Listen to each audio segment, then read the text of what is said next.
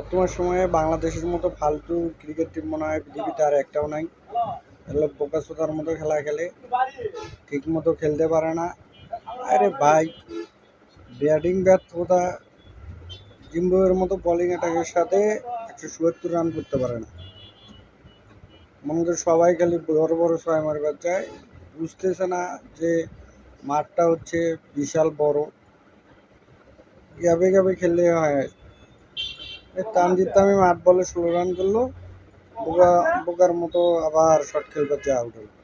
হৃদয় 6 মারবার চেয়ে আউট হলো একমাত্র ইয়াসির আলী পাটা। অনেকদিন পর জাতীয় দলে চান্স পেলে 54 রান করছে। বাকি কেউ মনে করো দায়িত্বশীল কোনো মনে করো হচ্ছে আপনার ব্যাটিং ব্যর্থতা ব্যাটিং করে না।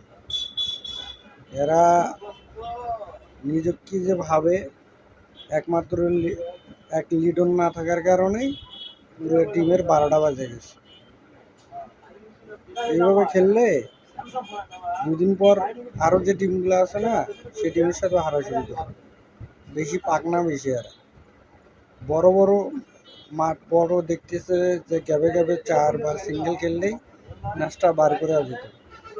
সমানে যায় আর উইকেট দিয়ে আসে, সমানে যায় আর উইকেট দিয়ে আসে। এটা কোনো খেলা নেই, ফালতু খেলা সব।